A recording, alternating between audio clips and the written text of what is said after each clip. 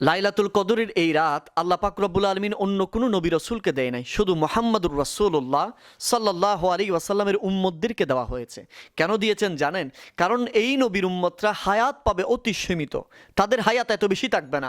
কিয়ামতের ময়দানে যেন রাসূলুল্লাহ সাল্লাল্লাহু আলাইহি ওয়াসাল্লামের উম্মতের গুনার কারণে যেন জাহান্নামে যেতে না হয়, সেজন্য মহান নিয়ামতের একটা রাত, মহান ভাগ্যের একটা রজনী লাইলাতুল কদর উম্মতে মুহাম্মদ হিসাবে আমাদেরকে দান করেছেন। এই রাতের কেমন পজিশন, কেমন মর্যাদা জানেন? আল্লাহর কোরআন বলছেন লাইলাতুল কদর খায়রুম মিন আলফি শাহর। এই রাতের এক রাতের ইবাদত হাজারো রাতের ইবাদতের চেয়ে শ্রেষ্ঠ। এই রাতের এক রাতের জিকির হাজারো রাতের জিকিরের চেয়ে শ্রেষ্ঠ। এই রাতের এক রাতের কোরআন তেলাওয়াত হাজারো রাতের কোরআন তেলাওয়াতের চেয়ে শ্রেষ্ঠ। এই রাতের এক রাতের দান হাজারো রাতের দানের চেয়ে শ্রেষ্ঠ। সেজন্য আসুন, রাসূলুল্লাহ সাল্লাল্লাহু আলাইহি ওয়াসাল্লামের উম্মত হওয়ার কারণে আমরা লাইলাতুল কদর পেয়েছি। আসুন সেজন্য লাইলাতুল কদরকে অবহেলা না করি। লাইলাতুল কদরের রাতে বেশি বেশি নবীর উপর দুরূদ সালামের মাধ্যমে আল্লাহর নৈকট্য হাসিল করি।